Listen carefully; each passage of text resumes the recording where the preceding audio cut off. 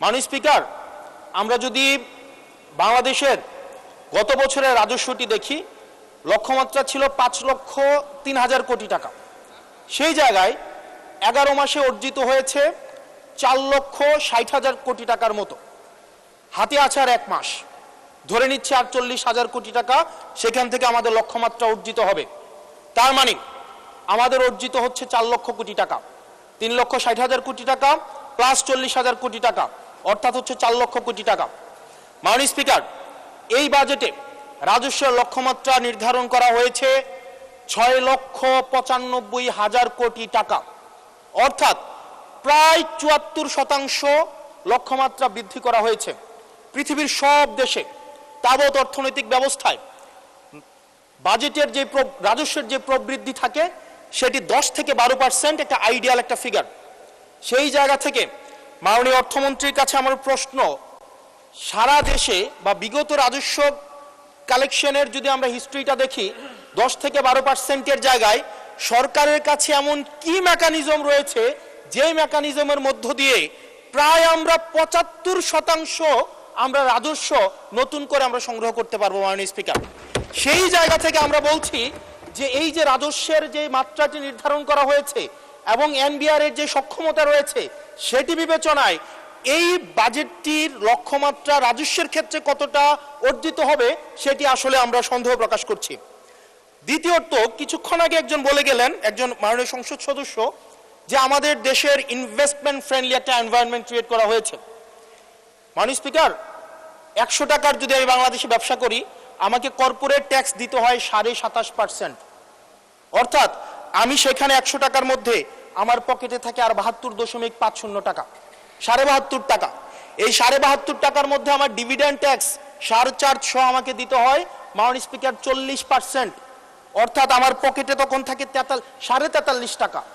এই 43.5 টাকা আমি 100 টাকা ইনকাম করি, আমার সর্বসাকুল্যে আমার ট্যাক্স চলে যায় 56.5%। আমরা যদি মালদ্বীপের দিকে তাকাই, আমরা যদি সিঙ্গাপুরের দিকে তাকাই, মালয়েশিয়ার দিকে তাকাই, সেখানে এই কর্পোরেট ট্যাক্স হচ্ছে 0%। আমরা যদি শ্রীলঙ্কার দিকে তাকাই 15%, নেপালের দিকে যদি তাকাই তাহলে সেটা 5%। শুধু সরকারের সমালোচনার খাতিরে না, আমরা নির্মোহভাবে কনস্ট্রাকটিভ ক্রিটিসিজমের জায়গা থেকে আমরা বলছি এই 56.5% কর্পোরেট ট্যাক্স এবং ডিভিডেন্ড ট্যাক্স বিদ্যমান রেখে এটা ডোমেস্টিক ইনভেস্টমেন্টকেও প্রমোট করবে না এবং ফরেন ইনভেস্টমেন্টকেও প্রমোট করবে না। যে বিজনেসম্যান আমার সিঙ্গাপুরে বিজনেস করতে পারবে 0% ট্যাক্স দিয়ে, সেই বিজনেসম্যান 56.5% ট্যাক্স দিয়ে সেই বাংলাদেশে বিজনেস করতে আসবে না। মাননীয় স্পিকার, আমরা সেই জায়গা থেকে প্রত্যাশা করেছিলাম যে এই বাজেট একটা ইনভেস্টমেন্ট ফ্রেন্ডলি একটা বাজেট হবে এবং কর্পোরেট ট্যাক্সের একটা সহনশীল মাত্রায় কর্পোরেট ট্যাক্সকে রিডিউস করা হবে। হতাশ হয়েছে মাননীয় স্পিকার। মাননীয় স্পিকার, আমরা যদি পরবর্তী যে অসঙ্গতিটা, সেটা হচ্ছে মূল্যস্ফীতি এবং জিডিপির যে লক্ষ্যমাত্রা নির্ধারণ করা হয়েছে, বর্তমানে মূল্যস্ফীতি হচ্ছে 9.4% এবং আমরা যদি খাদ্যপণ্যের মূল্যস্ফীতি ধরতে যাই সেটা 12%-এরও বেশি। এখন এই বাজেটে নির্ধারণ করা হয়েছে মূল্যস্ফীতি সেটা আমাদের 7.5%-এ রিডিউস করা হবে।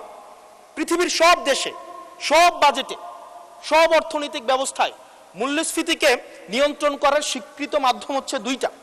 একটা হচ্ছে উচ্চ হারে সুদ নির্ধারণ করা অথবা গভর্নমেন্ট এক্সপেন্ডিচার কমিয়ে নিয়ে আসা।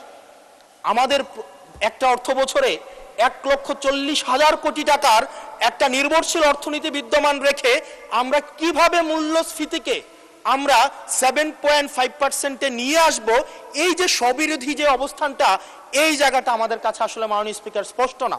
আপনি একই সাথে বলছেন আপনি মাছ মুচমুচে করে ভাজবেন, আবার একই সাথে বলছেন আপনি তেলটা কম দিবেন। এই যে স্ববিরোধী অবস্থানটা, এটা আমাদের সাধারণ মানুষের কাছে এটা স্পষ্ট হতে হবে। মাননীয় স্পিকার, আমরা এই সংসদে দেখেছি মাননীয় প্রধানমন্ত্রী নিত্য প্রয়োজনীয় দ্রব্যের দাম নিয়ন্ত্রণের যেই সুপারিশটি করেছেন এবং যেই বিষয়ে বলেছেন, এটির জন্য জনগণ বাহবা দিয়েছেন। আবার গত পরশুদিন মাননীয় অর্থমন্ত্রীকে আমরা দেখলাম আমাদের খুবই নিত্য প্রয়োজনীয় আমাদের কাপড়, রড সিমেন্ট, তারপর হচ্ছে নিত্য প্রয়োজনীয় 16টি দ্রব্যের মধ্যে উনি ট্যাক্স বসানোর কথা বলেছেন।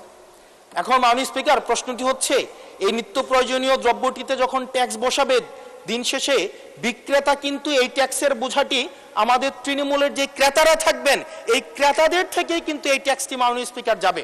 সুতরাং যখন বলা হয়েছে নিত্য প্রয়োজনীয় দ্রব্যের দাম কমানো হবে, আবার বলা হচ্ছে ট্যাক্স বাড়ানো হবে, এটিও কিন্তু মাননীয় স্পিকার একটি সাংঘর্ষিক অবস্থায় রয়েছে। সুতরাং যদিও বলা হয়েছে নিত্য প্রয়োজনীয় দ্রব্যের দাম কমাবে, সেই জায়গায় নিত্য প্রয়োজনীয় দ্রব্যের দাম দিন শেষে কমবে না, কারণ এই ট্যাক্সের বোঝাটি দিন শেষে আমার আপনার মতো সাধারণ মানুষের উপরে চেপে বসবে। দিন শেষে এই জায়গাটি হচ্ছে মাননীয় স্পিকার প্রশ্নবিদ্ধ। মাননীয় স্পিকার, আমরা সরকার দল থেকে একটি কমিটমেন্ট পেয়েছিলাম নির্বাচনের আগে, সেটি হচ্ছে আগামী 5 বছরে এই 4 মাস সহ 1 কোটির উপরে কর্মসংস্থান নিশ্চিত করা হবে। 1 কোটি কর্মসংস্থান। এখন প্রত্যেক মাসে আপনার 1.5 লক্ষ কর্মসংস্থানেরও বেশি। তার মানে এই 4 মাসে সেই হিসাবে কর্মসংস্থান বৃদ্ধি পাওয়ার কথা 6 লাখ এই 4 মাসে। আপনাদের কাছে প্রশ্ন, মাননীয় অর্থমন্ত্রী, এই 4 মাসে কয়টি কর্মসংস্থান নিশ্চিত হয়েছে? আদৌ কি 6 লাখ কর্মসংস্থান নিশ্চিত হয়েছে? যদি হয়ে থাকে সেই কর্মসংস্থানগুলো কোথায়? সেই চাকরিগুলো কোথায়? যারা শিক্ষিত হয়ে সার্টিফিকেট হাতে নিয়ে চাকরির জন্য দুয়ারে দুয়ারে যাচ্ছে, ক্ষুদ্র ঋণের জন্য দুয়ারে দুয়ারে যাচ্ছে, আসলেই কি আমরা এই 6 লাখ কর্মসংস্থান আমরা সৃষ্টি করতে পেরেছি কিনা, নাকি নির্বাচনের আগে সেটি শুধুমাত্র প্রতিশ্রুতির মধ্যেই সীমাবদ্ধ থাকবে? এই বিষয়টি আমাদের স্পষ্ট হতে হবে। মাননীয় স্পিকার, আমরা প্রাচীন একটি ভারতের একটা প্রবাদ আছে, এই যে আমাদের একটি সান্ধ্যকালীন সংসদ চলছে, আমাদের মধ্যে একটি আলস্য ঝেঁকে বসেছে, আমরা একটু এখন বিশ্রামের একটা আগ্রহ সৃষ্টি হচ্ছে। এরকম একটা বিশ্রামের সময়ে এক ভারতের প্রাচীন ভারতের একটা প্রবাদ আছে। সেই প্রবাদে একজন বলেছিলেন যে ঋণং কৃতা ঘৃতং পিবেত যাবৎ জীবন সুখেং কিবত। অর্থাৎ ঋণ করে প্রয়োজনে ঘি খাও, তাইলেও সুখে থাকো। ঋণ করো, ঘি খাও, পরের ধনে পুদ্দারি করো, ঋণ করে ঘি খেয়ে জমিদারি করো, তাও ঋণ করো। আমার কাছে মনে হচ্ছে মাননীয় স্পিকার, এই প্রবাদটিকে সরকারি দলের কিছু সদস্য খুব সিরিয়াসলি নিয়েছেন, নিয়ে ওনারা ঋণ করো, ঘি খাও, তাও সুখে থাকো, এটাকে ওনারা এভাবে নিয়েছেন, ঋণ করো, ঋণ খেলাপি হও, তাও নির্বাচন অংশগ্রহণ করো।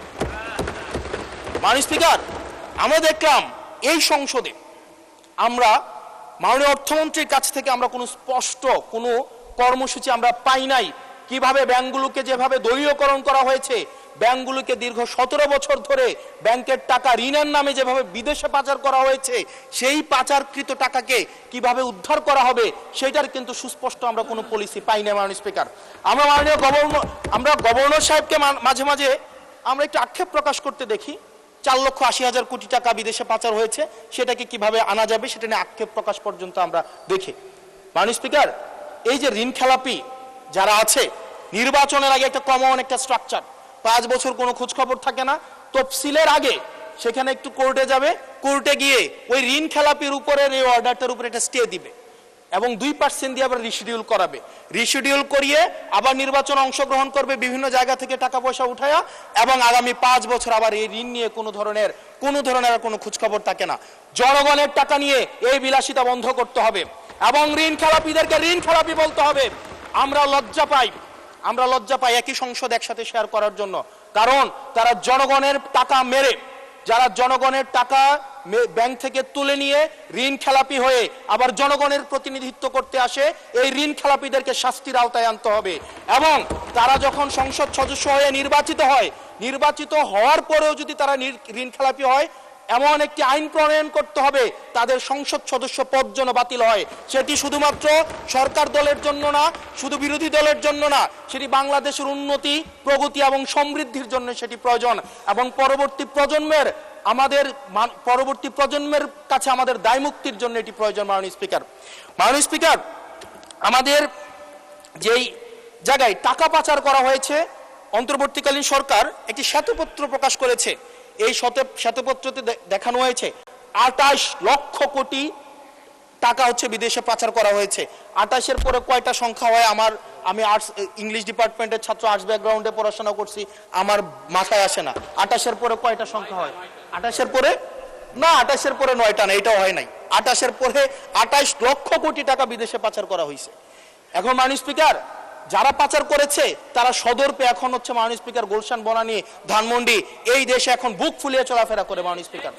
মাননীয় স্পিকার আমরা দেখেছি অন্তর্বর্তীকালীন সরকারের সময় বসুন্ধরার পুত্র সুবহান দেশে ঢোকার সাহস পায় নাই, আমরা দেখেছি আনবির দেশে ঢোকার সাহস পায় নাই, কিন্তু এই সরকার নির্বাচিত হয়ে আসার পরে আমরা দেখেছি সদর্বে এই সুবহানের পুত্র এই ধর্ষক দেশে ঢুকেছে মাননীয় স্পিকার। মাননীয় স্পিকার অন্তর্বর্তীকালীন সরকারের সময় দুর্নীতি দমন কমিশন বসুন্ধরার বিরুদ্ধে মামলা করেছে, আমরা দেখেছি এই মামলার কি অগ্রগতি হয়েছে সেটা আমরা জানতে চাই। আমরা জানতে চাই আন্ডার টেবিল কোন ধরনের সমঝোতা হয়েছে কিনা, যদি সমঝোতা না হয়ে থাকে তাহলে তাদের বিরুদ্ধে আইনগত ব্যবস্থা নিতে বাধাটা কোথায় সেটা বাংলাদেশের মানুষের সামনে প্রকাশ করতে হবে। মাননীয় স্পিকার অন্তর্বর্তীকালীন সরকার এই বসুন্ধরা গ্রুপ যারা বিদেশে টাকা পাচার করেছে, মানুষের সম্পদ দখল করেছে এবং মিডিয়ার মধ্য দিয়ে আওয়ামী লীগের গুম খুন হত্যাকে যারা বৈধতা দিয়েছে তাদের খুঁটির জোর কোথায় সেটা আমরা জানতে চাই। মাননীয় স্পিকার আমরা মাননীয় স্পিকার অবশ্য শুনতে পেয়েছি, বললে অবশ্য অনেকে রাগ করে, মাননীয় স্পিকার আমরা শুনতে পেয়েছি বা দেখতে পাই এবং সরকার দলেরই অনেকে মাঝে মাঝে আমাদের কাছে এসে দুঃখ প্রকাশ করে যে আসলে আমরা জেল খেটেছি, আমরা কষ্ট করেছি, আমাদের সন্তানদের সাথে আমরা থাকতে পারি নাই, কিন্তু আমাদের দলে কিছু কিছু মানুষ বসুন্ধরার অ্যাডভাইজর হিসেবে কাজ করে, তাদের মিডিয়ার অ্যাডভাইজর হিসেবে কাজ করে। মাননীয় স্পিকার যেই মিডিয়া তারেক রহমানকে, মাননীয় প্রধানমন্ত্রী তারেক রহমানকে দেশদ্রোহী হিসাবে ফ্রেমিং করেছে, সেই মিডিয়ার অ্যাডভাইজর হিসেবে আজকে বসুন্ধরা গ্রুপে আজকে এই সরকার দলীয় সংসদ সদস্যদের অনেকেই তারা সেখানে যুক্ত। মাননীয় স্পিকার এটা আমাদের জন্য না, বরং তাদের সহকর্মীদের জন্য এটি তাদের হৃদয়ে রক্তক্ষরণ হয়, সেটি আমরা জানি। মাননীয় স্পিকার এই বসুন্ধরার বিরুদ্ধে যারা কথা বলে তাদের বিরুদ্ধে মিডিয়া লেলিয়ে দেওয়া হয়। মাননীয় স্পিকার আমরা যারা ঋণ খেলাপি, যারা ব্যাংকগুলোকে দখল করেছে, যারা গণতন্ত্র পথকে রুদ্ধ করেছে, গুম খুনের বৈধ, একটু ওয়েট করেন, সময় তো দিবে, আসতেছে, শেষ হোক, যারা গুম খুনের, আমি আপনাকেই বলছি মিস্টার হাসান এইদিকে, মাননীয় স্পিকার আমি অ্যাড্রেসিং ইউ মাননীয় স্পিকার, যারা গুম খুনের বৈধতা উৎপাদন করেছে তাদের বিরুদ্ধে আমরা অন্তত বিএনপি থেকে স্ট্রিক্ট আমরা অ্যাকশন দেখতে চাই। মাননীয় স্পিকার মাননীয় প্রধানমন্ত্রী প্রতিশোধ পরায়ণ হন নাই, আমরা সেটাকে ওয়েলকাম জানাই।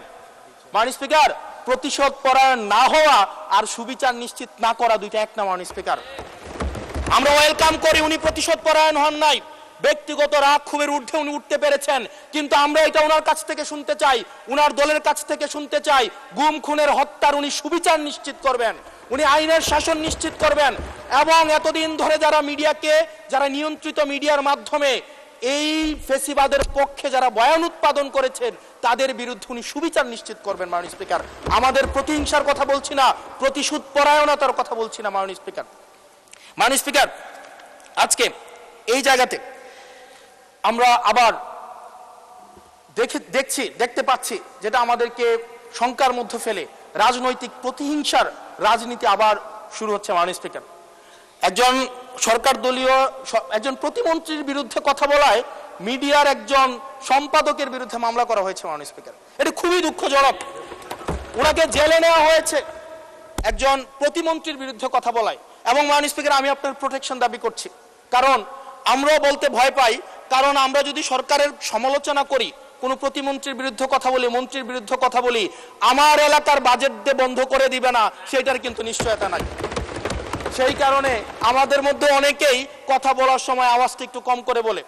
মাননীয় স্পিকার আপনার কাছে অনুরোধ করি, আমার জন্য আমার এলাকার মানুষকে যেন বঞ্চিত করা না হয়। আমি এই সংসদে অনুমতি নিয়ে কখনো বিরোধিতা হয় না,